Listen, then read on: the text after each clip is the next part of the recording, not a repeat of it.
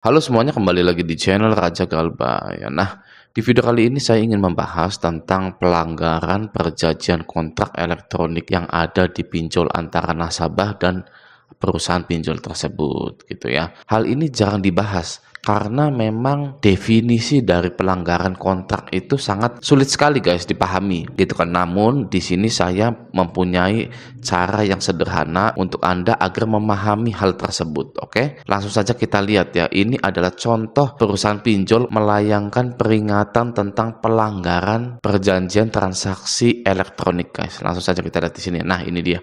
Ini dari nggak tahu mbak siapa gitu ya. Kita langsung baca saja di sini.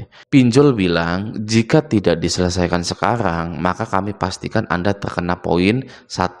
Belum mengembalikan hak perusahaan atau uang perusahaan. Yang kedua, melanggar perjanjian transaksi elektronik yang bisa kami proses data Anda.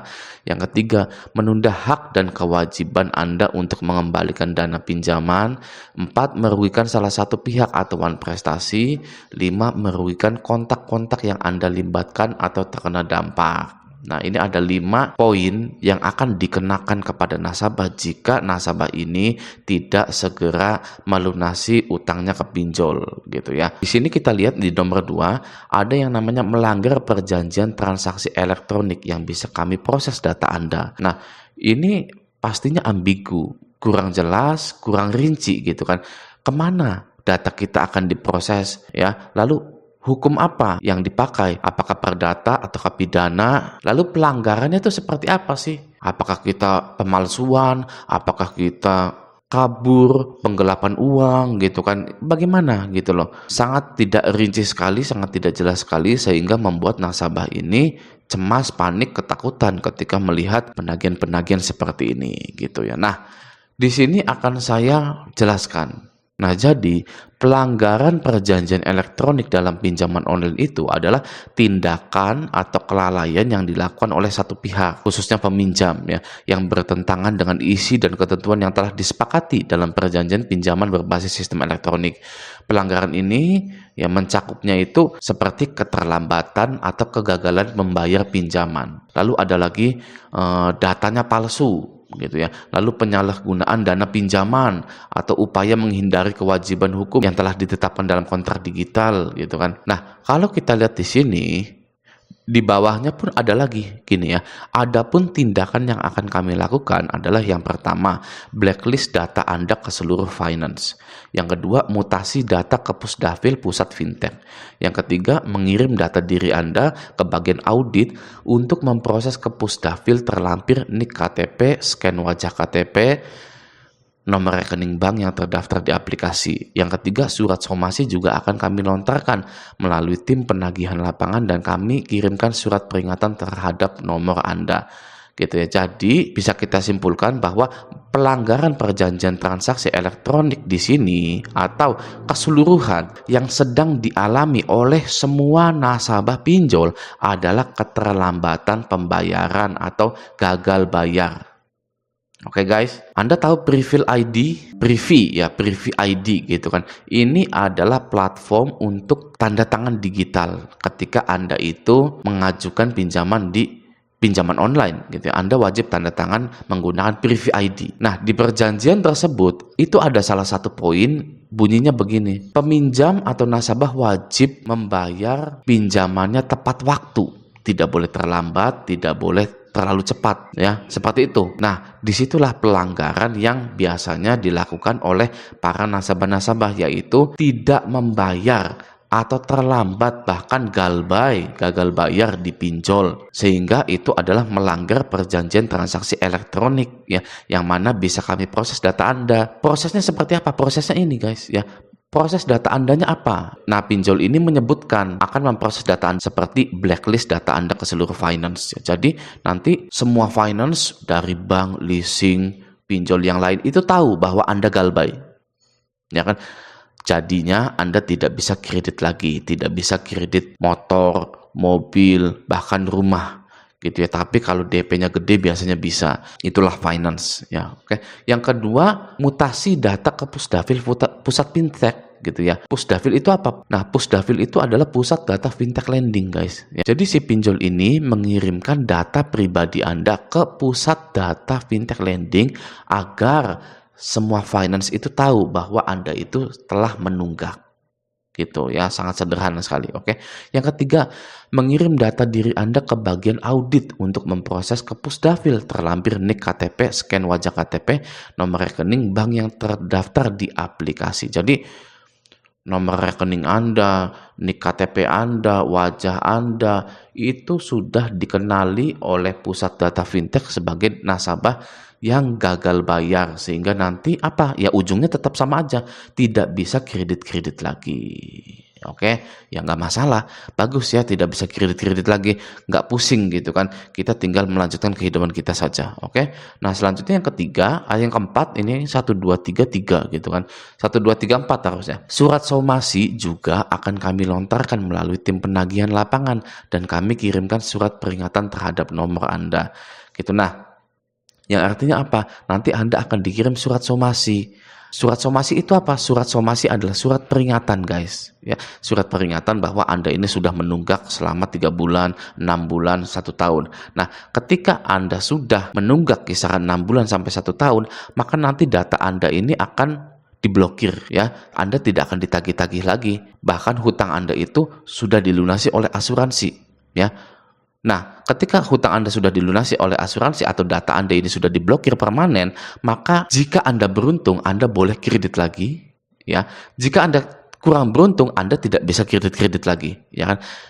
Nah, fokusnya kemana? Fokusnya nggak usah kedua-duanya, guys. Kita nggak usah peduli hal itu, ya. Di sini kita galbaikan saja pinjol-pinjolnya, lalu kita jalani kehidupan kita.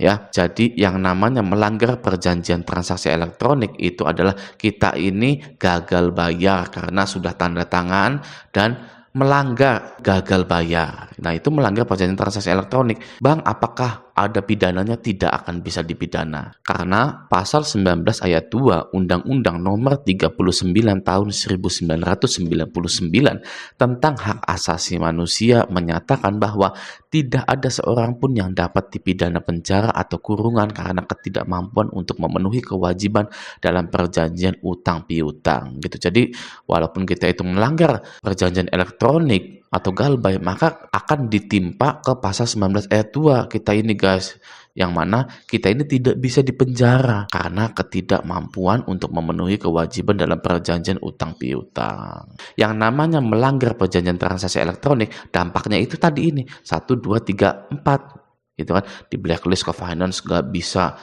kredit lagi, mutasi data ke Pusdafil, semua finance bank tahu bahwa data Anda itu adalah data galbay. Makanya ada istilah yang namanya data busuk. Nah, itu semua perusahaan finance sudah tahu bahwa Anda itu galbay.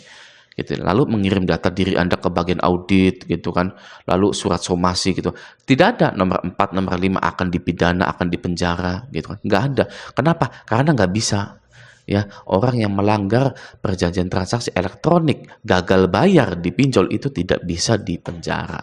Jadi jangan takut lagi ketika Anda melihat, waduh saya ini melanggar perjanjian transaksi elektronik gitu kan, apa nih, UU ITE kah, apakah? Tidak ya guys ya.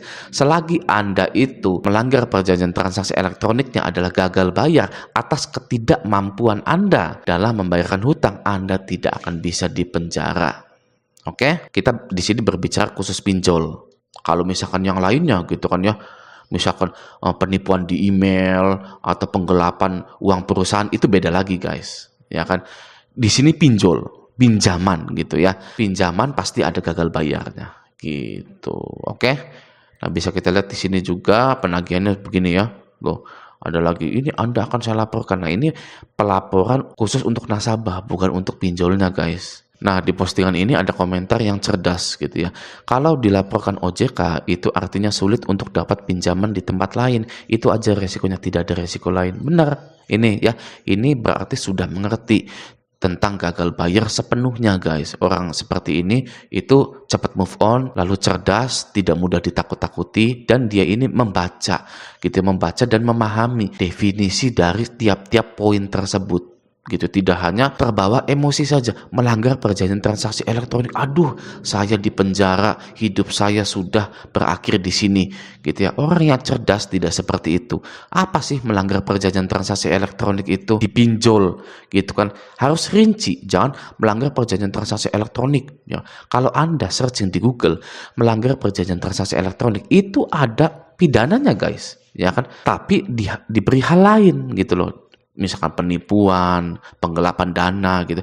Tapi kalau dipinjol itu Anda tidak bisa yang namanya dipenjara gitu karena galbay gitu kan. Nah, ini adalah contoh orang yang cerdas, guys.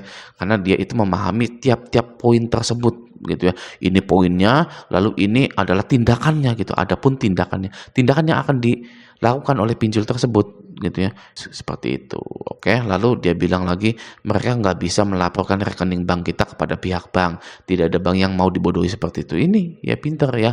Jadi nggak bisa memblokir rekening misalkan gitu tuh. Nggak bisa guys. Ya saya yang galbay 25 aplikasi apa 30 aplikasi gitu ya. Saya tuh lupa gitu kan. Selik ojekannya macet itu rekening saya dimanapun tidak ada yang terblokir, percaya saya. Oke, jadi sekarang jadilah konsumen yang cerdas. Sudah nggak zaman hanya lihat sepenggal kalimat saja langsung wow saya akan bunuh diri hari ini gitu kan. Aduh, ya kan, jangan seperti itu ya. Kita harus mencari yang namanya definisi dari tiap-tiap poin tersebut gitu ya, biar tidak ketakutan ya. Orang yang takut itu adalah orang yang tidak memiliki pengetahuan. Orang yang berani adalah orang yang memiliki pengetahuan di lini manapun. Oke, nah semoga video ini bermanfaat. Sampai jumpa di video selanjutnya.